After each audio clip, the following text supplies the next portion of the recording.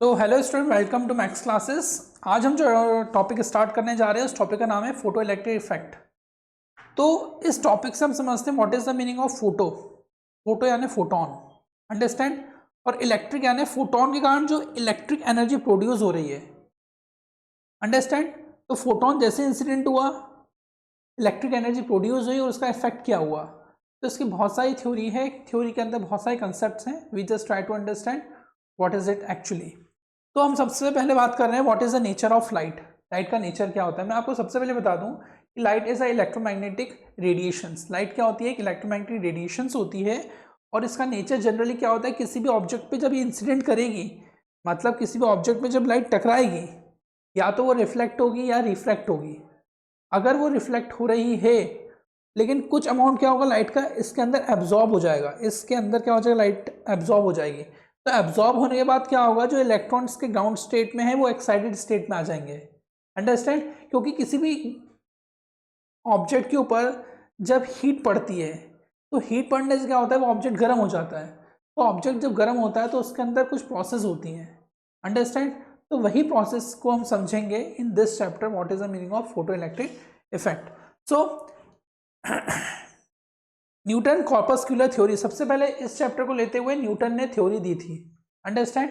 Newton की corpuscular theory क्या बोलती थी हम समझेंगे। Newton was the first scientist who assumed that the light is made up of tiny elastic particles. जो लाइट है वो छोटे छोटे टीन पार्टिकल्स से मिलकर बनी हुई है।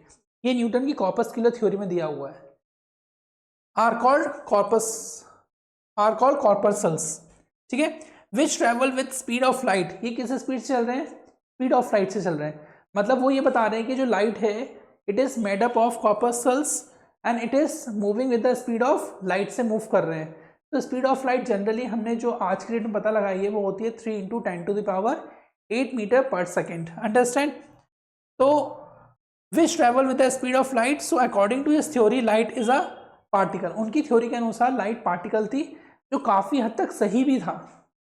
तो light is made up of particle, but वो पार्टिकल क्या होता है वो हम आगे समझेंगे इसके अंदर। तो ओवरऑल न्यूटन की कॉर्पस्कुलर थ्योरी के अंदर क्या बताया गया इसने, कि न्यूटन ने ये बोला कि जो लाइट है वो पार्टिकल की बनी हुई है और वो स्पीड ऑफ लाइट से ट्रेवल करती है।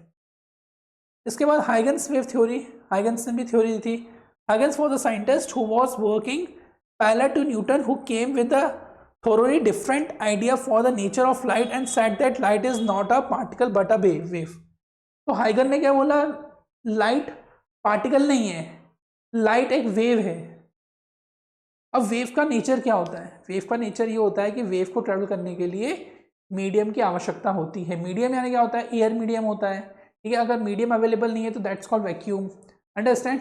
तो हाइगन ने अपनी थ्योरी कह दी कि light is a kind of wave. Light क्या है? वेव है। अब फिर मैक्सवेल आए। मैक्सवेल में he was also a great scientist, जिसने पूरा का पूरा इलेक्ट्रोमैग्नेटिक इंडक्शन को एक्सप्लेन किया हुआ है मैक्सवेल ने। तो he was also a very renowned scientist and renowned theory, जिसके बेसिस पे हमने पूरा इलेक्ट्रोमैग्नेटिक इंडक्शन समझा है। लेट्स सी वो क्या बोल रहे हैं। In the time of Huygens, his view concerning the nature of light were not accepted as Newton was a very popular scientist. Huygens की थ्योरी को एक्सेप्ट नहीं किया गया, इसके थ्योरी को एक्सेप्ट किया गया, न्यूटन की थ्योरी को एक्सेप्ट किया गया। Were not accepted as the Newton was a very popular scientist of his time, but when Maxwell stated that light is an electromagnetic wave, काफी हद तक उसने चीजें बता दी कि लाइट इलेक्ट्रोमैग्नेटिक है, ये भी चीज सही है, और उसने यहाँ पे वेव बोल दिया, ये भी चीज सही है, अंडरस्टैंड। तो हमको ये कॉन्ट्रडिक्शन समझने है कि कहाँ पे किसकी थ्योरी सही थी और किसकी थ्योरी थोड़ी सी कम रह गई। गलत कुछ भी नहीं है, उन्हें अकॉर्डिंग टू सिचुएशन सब चीजें सही सही फाइंड आउट करी थी। Scientist started believing that light is a wave. फिर उसके बाद साइंटिस्ट ने क्या बिलीव किया कि लाइट एक वेव होती है, जिसको प्रोपोगेट करने के लिए चलने किसी भी मीडियम की आवश्यकता होती है। लेकिन बाद में ये पता पड़ा कि जो सनलाइट आ रही है तो वो तो सनलाइट और अर्थ के बीच में कोई मीडियम है ही नहीं, तो उस मीडियम के बीच में क्या है? वैक्यूम है, अंडरस्टैंड। तो वहां पे तो कोई मीडियम है ही नहीं, और वेव को चलने के लिए अच्छा रहता है, मीडियम चाहिए रहता है, अंडरस्टैंड। तो ये कहीं ना कहीं एक कॉन्ट्रडिक्शन आया, आगे समझते हैं हम लोग। अब आए Maxwell Planck quantum theory of light. Max Planck ने भी कुछ थ्योरी दी। Once again when scientist started believing that light is a wave, Max Planck came with different idea and stated that light is not a wave. अब क्या बोल रहे हैं वो, लाइट एक वेव नहीं है, light is not a wave, rather it is a photon. अब ये इन्हें कंसेप्ट सही दे दिया, लाइट क्या है, एक फोटोन है। फोटोन क्या है, पार्टिकल है, एनर्जी पार्टिकल है। फोटोन क्या है, एक एनर्जी पार्टिकल है। ये फोटोन को यहाँ पे पार्टिकल भी बोल रहे हैं। Which he manifested through black body radiations spectrum. At this point of time there was a big confusion about the nature of light, which was later solved by the de Broglie, which lead to the origin of theory of matter wave come in picture। इसके बाद इस theory को clear करने वाले scientist कौन थे, de Broglie थे, जिन्होंने सबके कंसेप्ट उठाए। उन्हें न्यूटन का कंसेप्ट भी उठाया, उन्हें हाइगन का कंसेप्ट भी उठाया, उन्होंने मैक्स प्लैंक का भी उठाया, ठीक है, उन्होंने मैक्सवेल का कंसेप्ट भी उठाया। इन सबके कंसेप्ट उठा के उन्होंने आखिरी में बता दिया कि भैया लाइट क्या है। Light is made up of particle that's called energy bundles होते हैं, ठीक है। वो प्रोपोगेट करते हैं अपने डायरेक्शन में and they do not require any kind of medium. उनको चलने के लिए किसी मीडियम की आवश्यकता नहीं होती है, दे जस्ट प्रोपोगेट स्ट्रेट। अगर मीडियम आ जाता है तो स्पीड ऑफ लाइट में फर्क पड़ता है, अंडरस्टैंड। तो डी ब्रोगली हाइपोथेसिस हम समझते हैं यहाँ पर उन्होंने क्या चीज़ें बोली। उन्होंने ये चीज़ बोली, it is support dual nature of light, wave nature and particle nature. उन्होंने बोला कि इसका डुअल नेचर है, मतलब लाइट का क्या है, डुअल नेचर है, वो वेव भी है और वो पार्टिकल भी है, understand. According to him light consist of particles. किसकी मिलकर बनी हुई है लाइट, पार्टिकल की मिलकर बनी है, which are associated with definite amount of energy and momentum. These particles were later named as photon. वो उस पार्टिकल को हमने क्या नाम दिया, फोटोन दिया, क्योंकि वो जो एनर्जी पार्टिकल है, तो एनर्जी पार्टिकल को प्रोपोगेट करने के लिए कोई ना कोई मीडियम की आवश्यकता जरूर होती है, अंडरस्टैंड। आगे बात करते हैं हम लोग। ना प्रॉपर्टीज ऑफ फोटोन की प्रॉपर्टीज क्या होती हैं। प्रॉपर्टीज मतलब जो फोटोन होता है वो किस तरीके से बिहेव करेगा, understand. Properties of photon, photon is a packet. Photon क्या है, एक पैकेट है, it is kind of packet. मतलब किसका पैकेट है, फोटोन, एनर्जी पार्टिकल्स का, of energy emitted from source of radiation. मतलब हर एनर्जी किसी भी सोर्स ऑफ रेडिएशन से निकलती है। सोर्स ऑफ रेडिएशन का मतलब क्या होता है कि जैसे सन है तो सन के अंदर से लाइट निकल रही है, तो लाइट जहाँ से निकल रही है वो सोर्स है, अंडरस्टैंड। और different kind of sources have different kind of frequency and wavelengths. और फ्रीक्वेंसी और वेवलेंथ को इसके अंदर समझना बहुत ही ज़्यादा ज़रूरी है। सबसे पहले हम इनकी थ्योरी को समझते हैं, एग्जाम में कई बार पूछा जाता है ये। Photon is a packet of energy emitted from a source of radiation. Photon are carrier particles of electromagnetic interaction. Photon एक कैरियर पार्टिकल्स का मतलब क्या होता है, पार्टिकल्स को ले जाने वाला, पार्टिकल्स को ले जाने वाला, ठीक है। तो photon travel in a straight line with the speed of light. जो फोटोन वो ट्रेवल करता है वो किस स्पीड चलता है, स्पीड ऑफ लाइट, जो कितनी है हमारे पास में। स्पीड ऑफ लाइट को हम लोग यहाँ रिप्रेजेंट करेंगे c से, किससे रिप्रेजेंट करेंगे, c से, and it is called 3 × 10⁸ metre per second. इतनी होती है speed of light, remember it, understand. ये सारी चीजें डी ब्रॉगली अब कंप्लीटली स्टेटेड करता जा रहा है कि भैया ये सब कुछ फिक्स्ड है, अब इसके अंदर कोई भी तब्दीली करना थोड़ा सा डिफिकल्ट रहेगा, अंडरस्टैंड। तो इसके बाद इन्होंने फोटोन की इक्वेशन दी, जो एनर्जी होती है फोटोन के अंदर वो होती है E = h न्यू। कितनी होती है, E = h न्यू, और यहाँ पे न्यू की वैल्यू कितनी हो जाएगी, c/λ। तो लैम्डा क्या है यहाँ पे, lambda here the wavelength, lambda यहाँ पे क्या है, वेवलेंथ है, और m यहाँ पे क्या है, मास ऑफ द पार्टिकल, और c क्या है यहाँ पे, स्पीड ऑफ लाइट। c क्या है यहाँ पे, स्पीड ऑफ लाइट। तो जो energy of photon is given by, ये आप याद रख लीजिएगा, बहुत ही ज़्यादा इंपॉर्टेंट इक्वेशन है ये आपकी। देख छोटी सी रही है लेकिन बहुत ही ज़्यादा इंपॉर्टेंट इक्वेशन है। हम लोग इनके बीच में रिलेशनशिप भी करेंगे कि इनके बीच में रिलेशनशिप किस तरीके से होगी, अंडरस्टैंड। E = h न्यू और mc², ठीक है। समटाइम्स हमको E = mc² भी दे दिया जाता है, और E = h न्यू भी समझना बहुत ज़रूरी है। तो अब हम समझते हैं कि आगे और डी ब्रॉगली ने क्या बोला था। तो इलेक्ट्रॉन वोल्ट का मतलब हम लोग यहाँ समझ रहे हैं, it is the energy gained which is electron gain when it is accelerated through the potential difference of 1 volt। अब इलेक्ट्रॉन वोल्ट का मतलब क्या होता है, आप थोड़ा ध्यान से समझिएगा।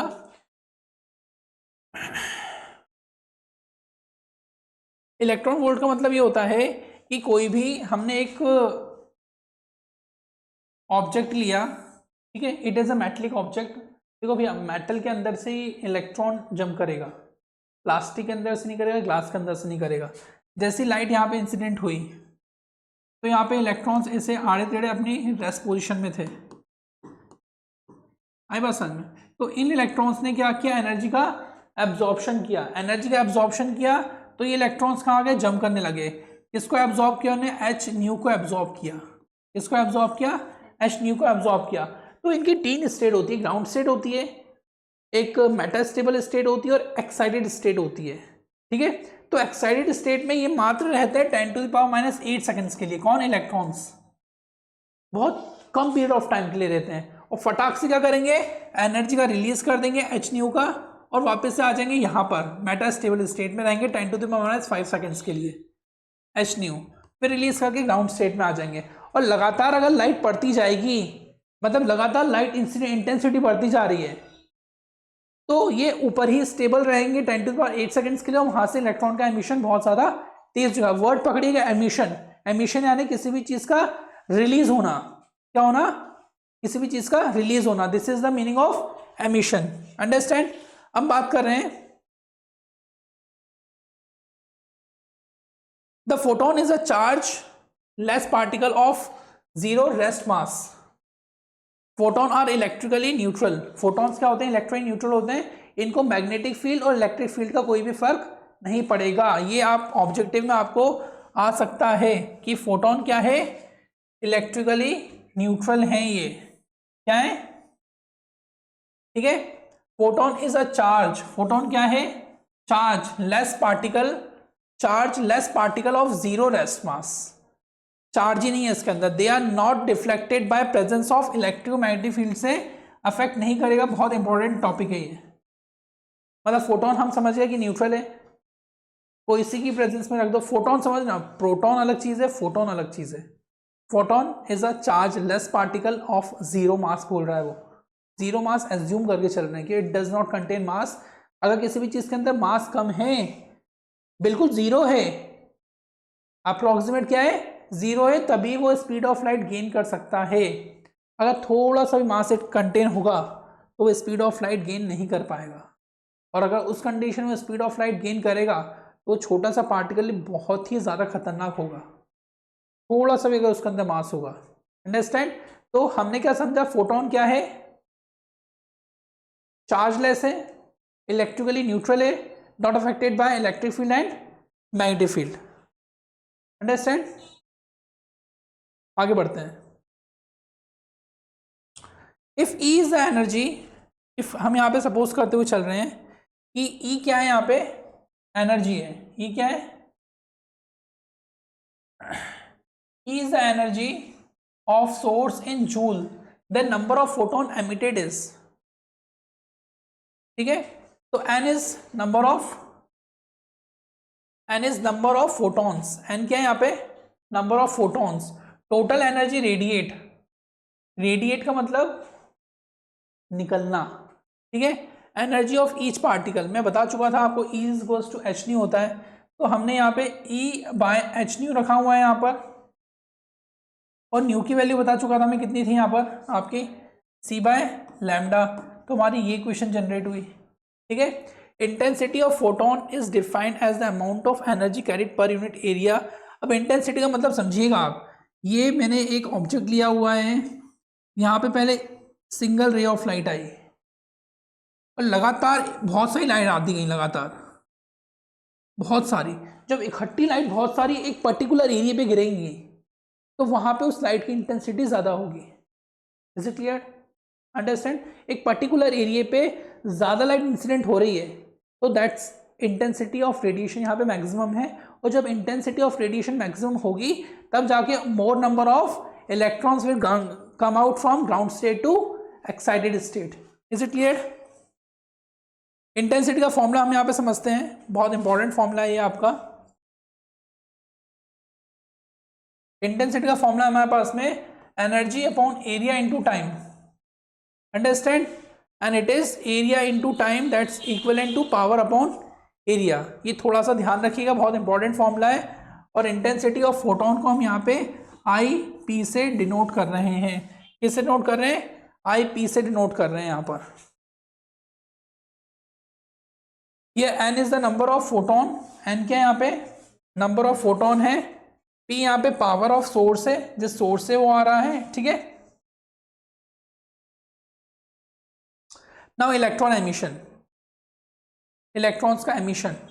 तो इलेक्ट्रॉन का एमिशन कंप्लीटली डिपेंड करता है आपका, electron move randomly inside metal.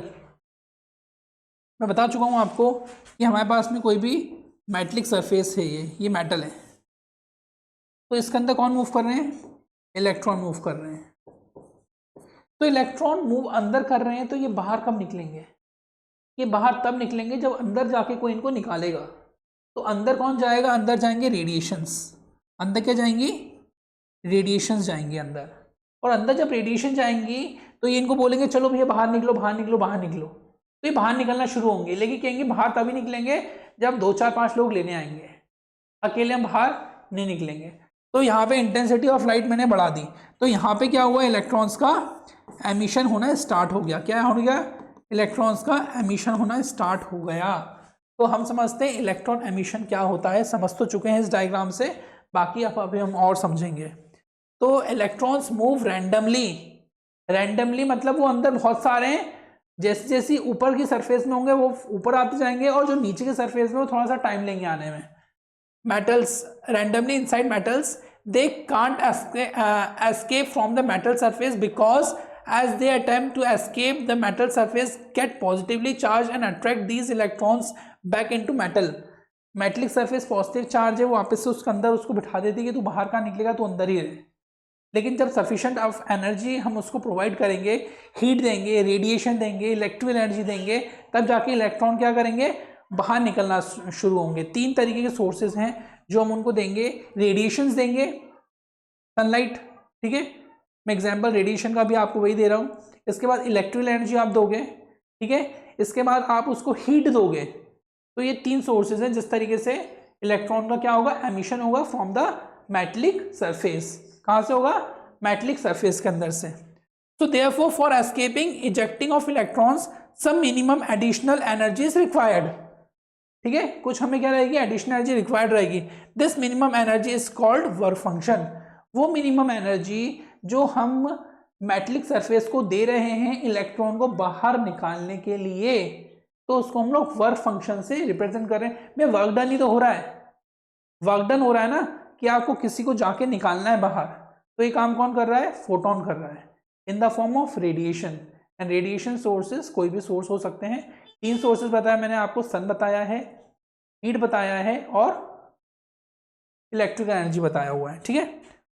तो कुछ मेटल्स हैं जो किस वर्क फंक्शन पे वर्क करते हैं? इलेक्ट्रॉन वोल्ट में इनकी एनर्जी ली हुई है। किसमें ली हुई है? इलेक्ट्रॉन वोल्ट में ली हुई है। तो यहाँ पे सीजियम है हमारे पास। क्या है यहाँ पे?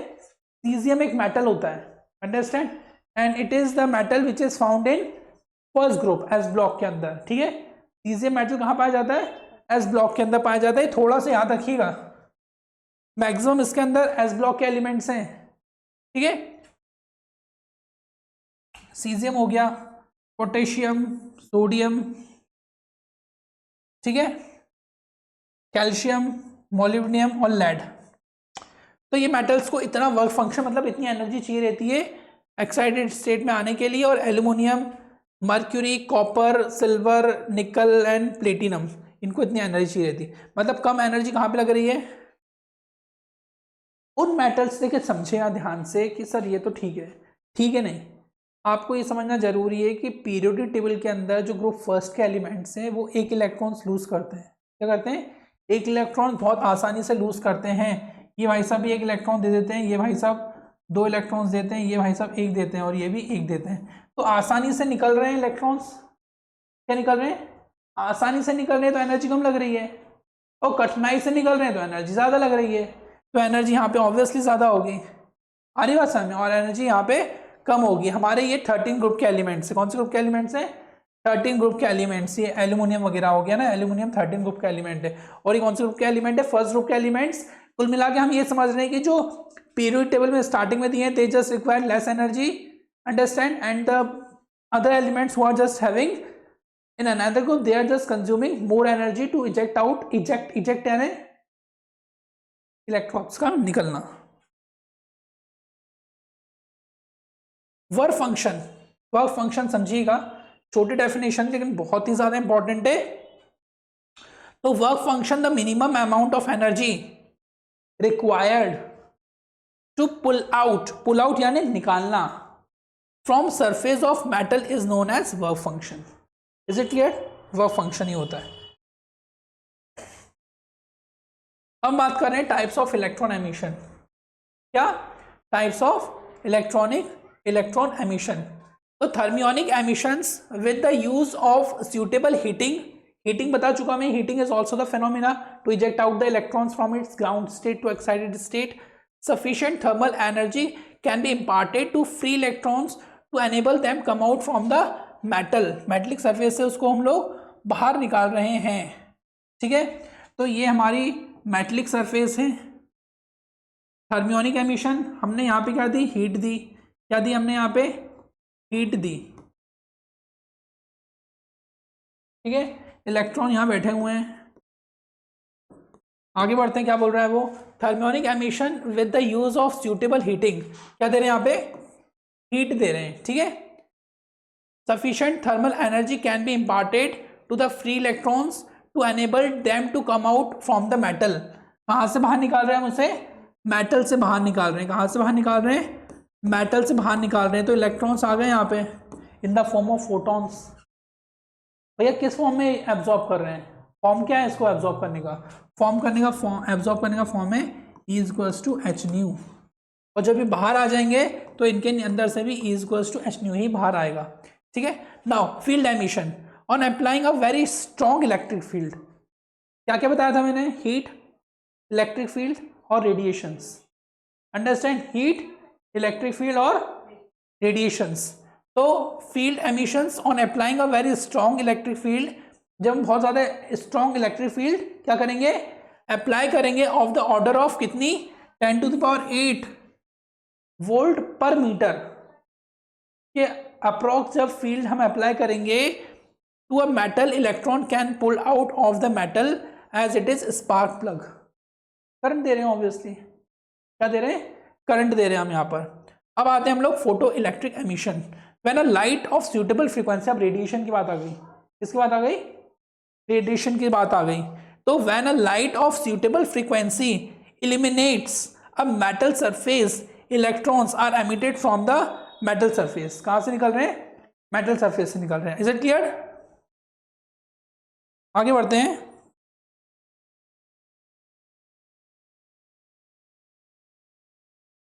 Photo electric effect.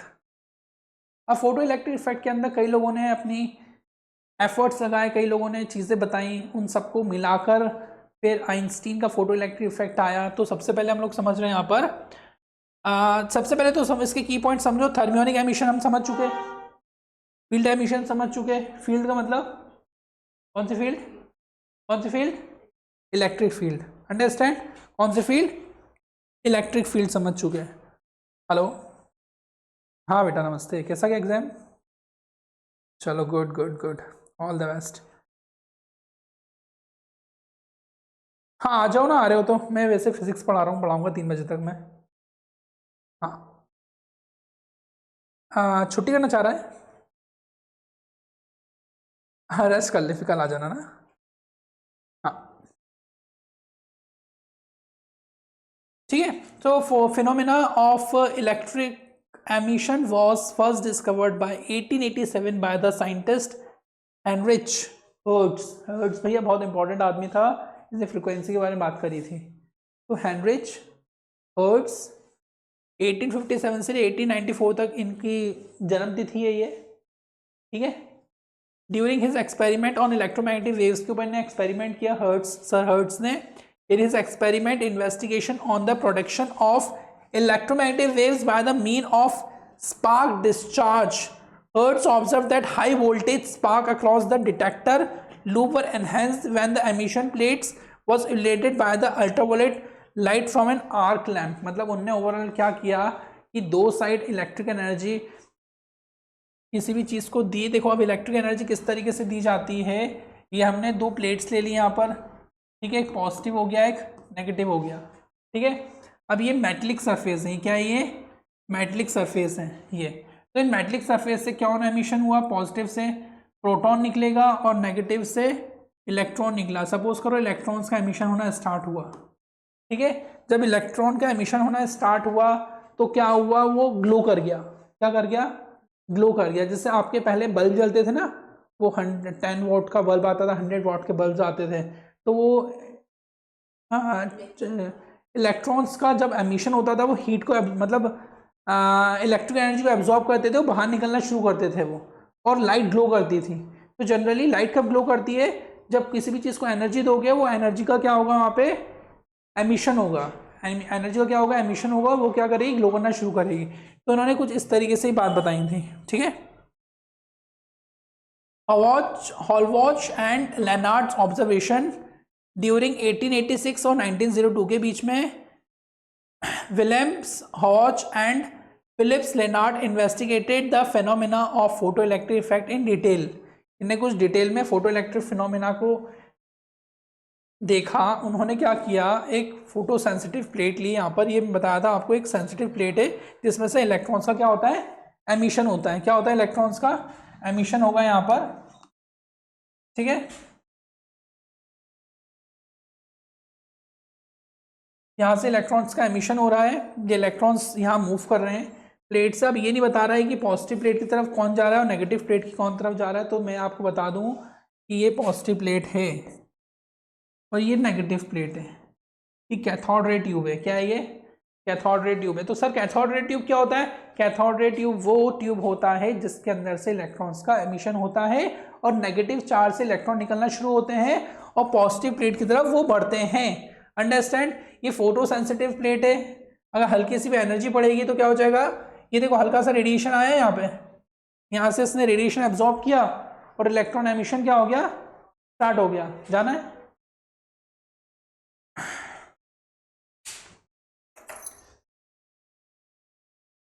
कितने में हो गए, खाना खा के आओ फटाक से, ठीक है। आगे बढ़ते हैं हम लोग। इवैक्यूएटेड ग्लास ट्यूब, समझ गए ना। यहाँ से क्या पढ़ी, यहाँ पे रेडिएशंस पढ़ी और यहाँ से क्या किया, प्लेट के अंदर से क्या किया, प्लेट के अंदर से इलेक्ट्रॉन्स निकलना शुरू हो गए यहाँ पे, और इलेक्ट्रॉन्स किसकी तरफ बढ़े, पॉजिटिव की तरफ बढ़े। तो this experiment was perform. Quartz window, quartz क्या एक प्रकार का लेंस होता है जो क्या करेगा, क्वार्ट्ज लेंस जो रे है ना उनको एक साइड क्या कर दे रहा है, कॉन्सेंट्रेट कर दे रहा है। अंडरस्टैंड। आगे बढ़ते हैं। ये एक्सपेरिमेंटल अरेंजमेंट किया हुआ है यहाँ पर। एक्सपेरिमेंटल अरेंजमेंट के अंदर इनने क्या किया हुआ है कि इनने पॉजिटिव नेगेटिव यहाँ पे ले लिया, वोल्ट मीटर ले लिया कि वोल्टेज कितना प्रोड्यूस हो रहा है। ऑब्वियसली जब लाइट इंसिडेंट होगी तो क्या प्रोड्यूस होगा, वोल्टेज प्रोड्यूस होगा ना। हम इलेक्ट्रॉन्स का एमिशन कर रहे हैं, इलेक्ट्रॉन्स का एमिशन क्यों कर रहे हैं, आजकल जितनी भी सोलर प्लेट लगी हुई हैं, सिंपल आपको एग्जाम्पल दे दूँ मैं अभी, जितनी भी सोलर प्लेट लगी है, सोलर पैनल्स लगे हुए हैं, वो इसी प्रिंसिपल पर वर्क करते हैं। Understand. They are working on the principle of photo electric effect. तो जितनी ज़्यादा इंटेंसिटी ऑफ लाइट होगी उतना ही ज़्यादा हमको एनर्जी मिलेगी।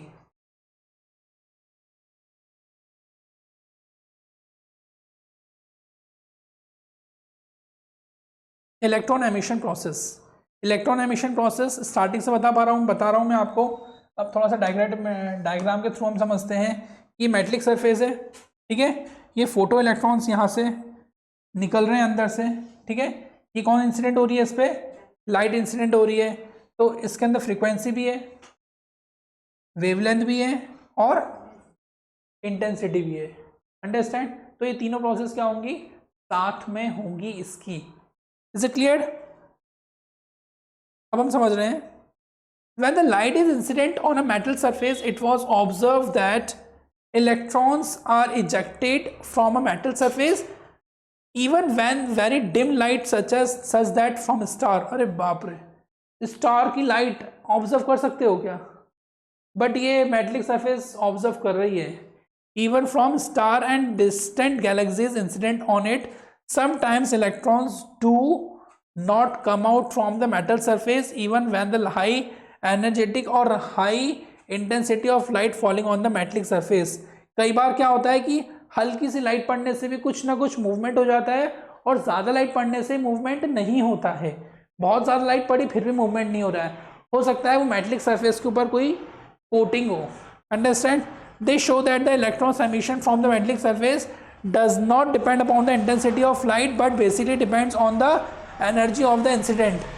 एनर्जी ऑफ द इंसिडेंट मतलब, एनर्जी ऑफ इंसिडेंट का मतलब ये है कि लाइट जो इंसिडेंट हुई डिपेंड्स ऑन द मेटल पे भी डिपेंड करता है। किस पे डिपेंड करता है?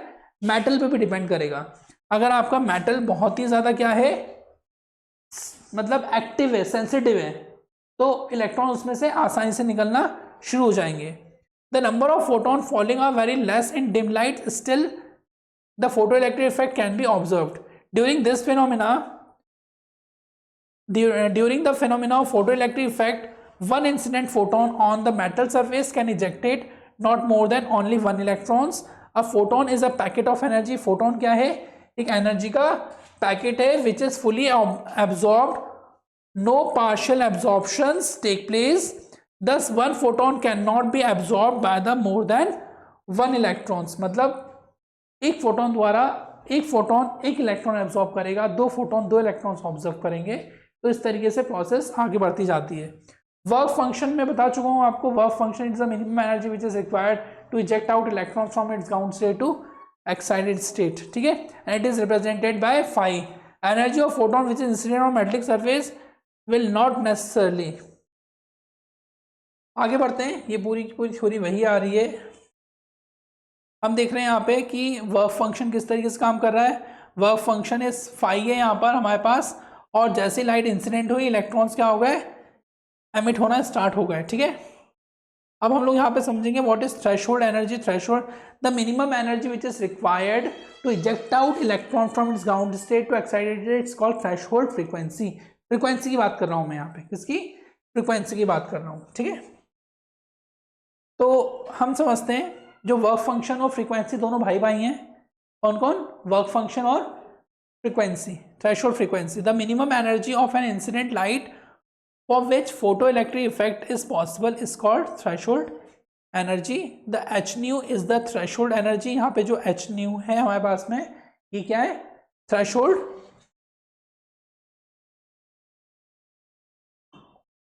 h nu क्या है यहाँ पे हमारे पास में? threshold energy, and phi is the work function. Both are equal to each other, depends on the material. Threshold frequency, the minimum frequency of photon of incident light for which photoelectric effect is possible is called threshold frequency. उसको क्या बोलेंगे हम लोग? threshold frequency बोलेंगे। Is it clear? अब मैं बात कर रहा हूँ आपके पास में थ्रेशोल्ड फ्रीक्वेंसी, थ्रेशोल्ड वेवलेंथ। इसकी थ्रेशोल्ड वेवलेंथ, वेवलेंथ का मतलब होता है कि कितना लंबा डिस्टेंस वो wavelength travel, wavelength is the कितना लंबा डिस्टेंस वो ट्रेवल कर सकती है। ठीक है, तो वेवलेंथ का यहाँ पे जो हमारा फाइनल एक्सप्रेशन हमारा स्टार्ट होगा, यहाँ पर ये एक्सप्रेशन स्टार्ट होगा लैम्डा 0 से। ठीक है, दैट्स को SC/5। ठीक है, तो wavelength is inversely proportional to the work function.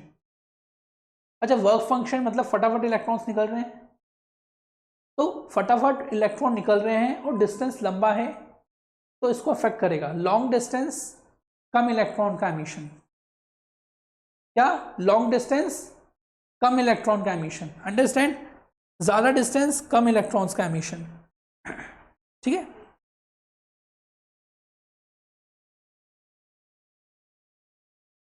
Observation based on experiments, photoelectric effect, the emission of photo electrons is instantaneous. फटाफट होता है, ये नहीं कि आज गिरा और कल इलेक्ट्रॉन निकला, नहीं, इंस्टेंटेनियस प्रोसेस है। The number of photo electrons emitted per second is proportional to the intensity of incident light. किस पर डिपेंड करेगा? इंटेंसिटी ऑफ इंसिडेंट लाइट पर डिपेंड करेगा। The minimum velocity with which the electrons emerge is depends only on the frequency and not on the intensity of incident light. किस पे depend करेगा? The maximum velocity with which the electrons emerges is depend on only on the frequency and not on the intensity of incident radiation. frequency पे depend करेगा. frequency मतलब कितनी देर तक, क्या कितनी देर तक इलेक्ट्रॉन उस पर क्या एनर्जी कितनी देर तक उसमें इंसिडेंट हो रही है. ठीक है. There is always a lower limit of frequency called threshold frequency below which no emission take place, however high the intensity of incident radiation. ठीक है. अब Einstein photo electric equation, Einstein ने एक फोटो इलेक्ट्रिक इक्वेशन हम बात कर रहे हैं उस बारे में.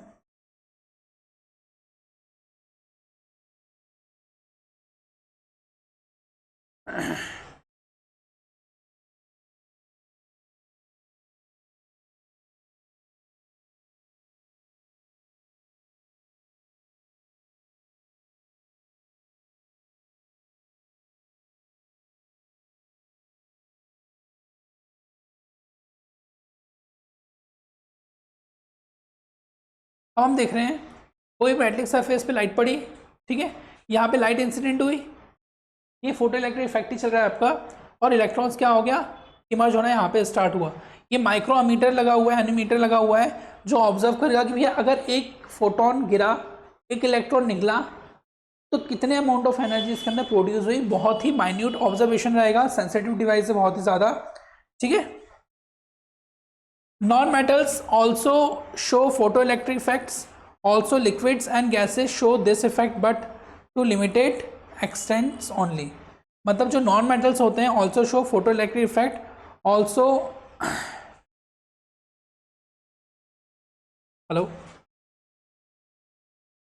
क्लास में online 5 minute call back. And gases show this effect but to a limited extent. कब तक? लिमिटेड एक्सटेंट तक. ठीक है. When key is open and monochromatic light is made, जैसे हमने कोई भी की ओपन करी और यहाँ पे एक मोनोक्रोमेटिक लाइट. मोनोक्रोमेटिक लाइट क्या होती है? जिसमें एक ही सोर्स होता है. क्या होता है? एक ही सोर्स होता है. तो अगर एक सोर्स होता है तो वहाँ पे एमिशन ऑफ इलेक्ट्रॉन्स क्या होगा? बहुत ही ज़्यादा हो सकता है. ठीक है. These photo electrons emitted from the cathode C move toward the anode, but less energetic electrons come to rest before reaching the anode. ठीक है. एनोड कहाँ पर है हमारे पास में? ये एनोड है हमारे पास में, क्योंकि कैथोड से क्या हो रहा है? एमिशन हो रहा है, इलेक्ट्रॉन का एमिशन हो रहा है. कैथोड से क्या हो रहा है? इलेक्ट्रॉन्स का एमिशन हो रहा है. When anode is given positive potential with respect to the cathode, electrons in the space charge are attracted toward the anode, so photo current increases if the potential of the anode is increased. potential मतलब overall इसके अंदर ये बात हो रही है कि अगर इस डायग्राम के अंदर लाइट इंसिडेंट हो रही है यहाँ पर, ठीक है, रेडिएशन इंसिडेंट हो रहा है, इलेक्ट्रॉन कैथोड से निकल रहा है, एनोड की तरफ बढ़ रहा है, और छोटा सा वोल्टेज हम यहाँ पे मेजर कर रहे हैं, और ये वोल्टेज को हम लोग यूटिलाइज कर सकते हैं to get the energy. Overall इस थ्योरी के अंदर ये चीज दे रहा है वो. Variation of saturation photon current with intensity of radiations. Intensity of light photo electric current, जितनी ज़्यादा इंटेंसिटी ऑफ लाइट होगी उतनी ज़्यादा क्या होगा? फोटो इलेक्ट्रिक करंट आपस में बढ़ेगा. ये ग्राफ ये बता रहा है इसके अंदर. ग्राफ क्या रिप्रेजेंट कर रहा है? इंटेंसिटी ऑफ लाइट के साथ साथ में हमारा फोटो इलेक्ट्रिक करंट बढ़ेगा और हमको यहाँ पे एनर्जी ज़्यादा मिलती जाएगी. The number of photo electrons emitted from for light of frequency nu higher than the threshold frequency is proportional to the frequency of light. किस पर डिपेंड करेगी? Frequency of light. Answer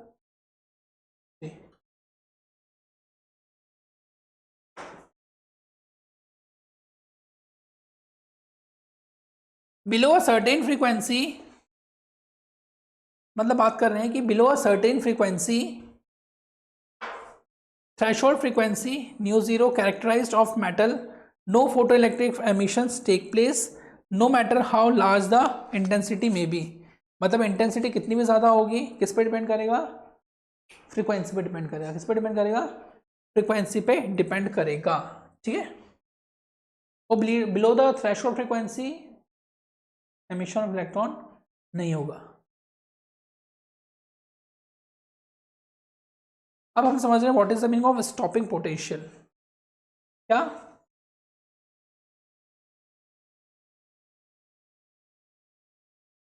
where graph हम देख रहे हैं variation of stopping potential with frequency of incident light. अब frequency of incident light, suppose करो कि अलग अलग मेटल पे अलग अलग फ्रीक्वेंसी ऑफ लाइट पड़ रही है, ठीक है। फ्रीक्वेंसी ऑफ इंसिडेंट लाइट क्या होता है? कुछ मेटल्स एक्टिव हो जाएंगे, इलेक्ट्रॉन्स इजेक्ट करेंगे, और कुछ मेटल इजेक्ट नहीं कर पाएंगे क्योंकि सफिशिएंट फ्रीक्वेंसी ऑफ लाइट उसको इंसिडेंट नहीं हो रही है, सफिशिएंट थ्रेशोल्ड फ्रीक्वेंसी उसको नहीं मिल पा रही है।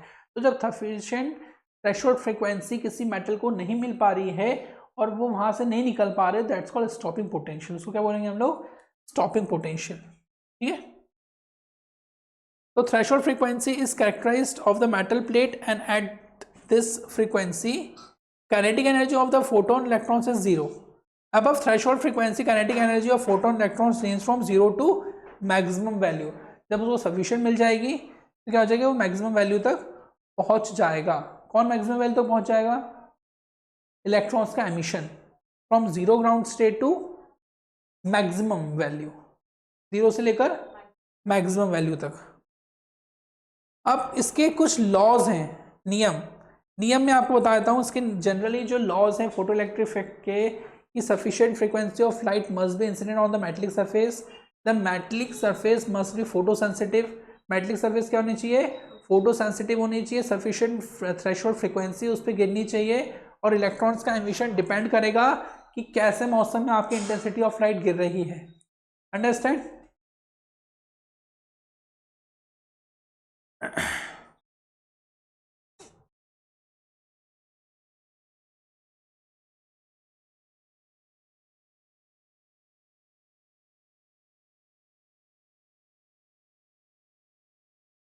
इसके अंदर आपके इंपॉर्टेंट टॉपिक्स और कौन से हैं?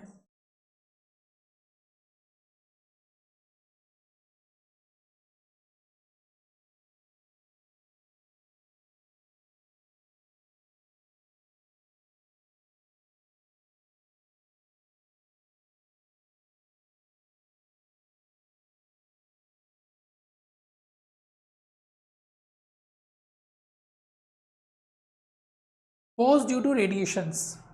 अब फोर्स ड्यू टू रेडिएशन समझते हैं हम लोग। Every photon has a definite linear momentum. मतलब हर फोटोन का क्या होता है? एक लीनियर मोमेंटम होता है, मतलब सीधे गिरता है, ऐसे लहरा लहरा के नहीं गिरेगा। क्या करेगा? सीधे गिरेगा। Every photon has a definite linear momentum and definite energy. All photon of light having particular wavelength.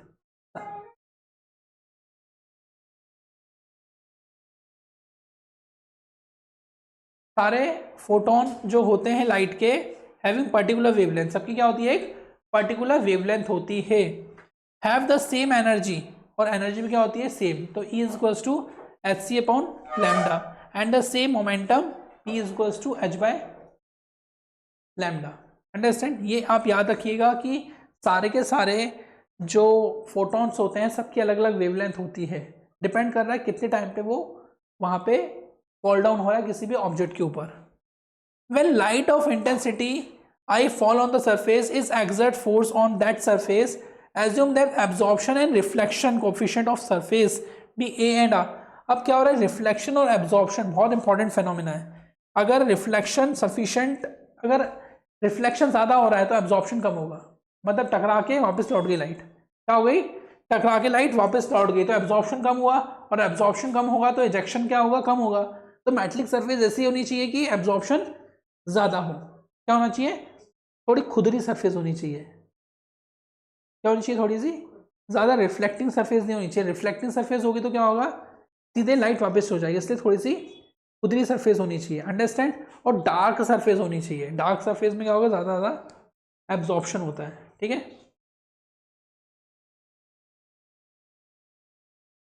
तो इंसिडेंट फोटोन जो मोमेंटम होता है पार्टिकल का, वो इस तरीके से यहाँ पे एब्जॉर्ब होता है, इंसिडेंट फोटोन, ठीक है। No reflected photon, reflected photon नहीं होना चाहिए। रिफ्लेक्टेड फोटोन होगा तो एब्जॉर्प्शन होगा ही नहीं।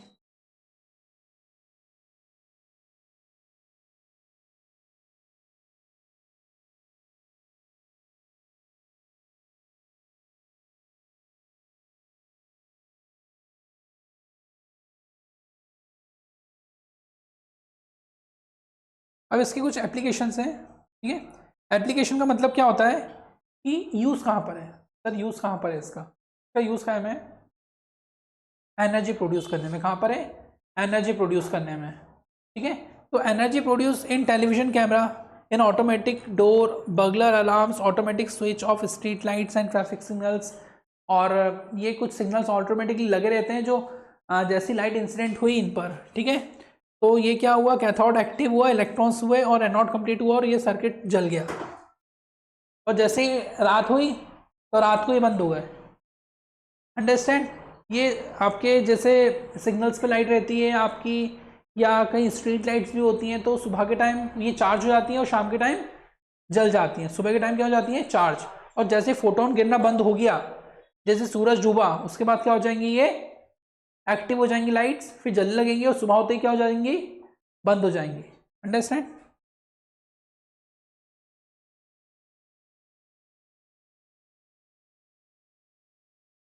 अब हम देख रहे हैं डुअल नेचर ऑफ रेडिएशंस के अंदर, और फोटोन एनर्जी के लिए E equals to H C by lambda equation हम स्टडी कर चुके थे स्टार्टिंग में, MC स्क्वायर, ठीक है। Lambda equals to H upon MC, ठीक है। P equals to MC momentum, P equals to MC, C is called speed of light and M here is mass. ये formula of de Broglie wavelength का बहुत important formula है, कई बार exam में पूछा जा चुका है ये। तो लैम्डा की इक्वेशन हमारी H अपॉन P होता है, P इक्वल्स टू MV होता है। अंडरस्टैंड। और ये काइनेटिक एनर्जी के इक्विवेलेंट रहेगी ये चीज़। तो ये फॉर्मूला आप रिमेंबर रखिएगा, बहुत इंपॉर्टेंट फॉर्मूला है ये।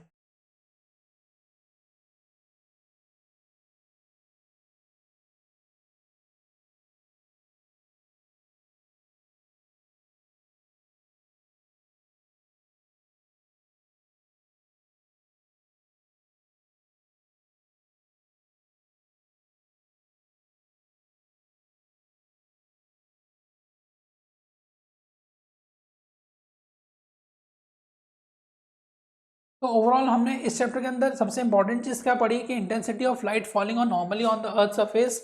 मतलब कुल मिला के जितनी भी लाइट इंसिडेंट हो रही है किसी भी मेटलिक सरफेस के ऊपर, डिपेंड करेगी कि उसका एब्जॉर्प्शन कितना हो रहा है। जितना ज़्यादा उसका एब्जॉर्प्शन होगा उतने ज़्यादा फोटोन उसके बाहर आएंगे, उतनी ज़्यादा हमको यहाँ पे एनर्जी प्रोड्यूस होगी और एनर्जी प्रोड्यूस हम यूटिलाइज कर पाएंगे।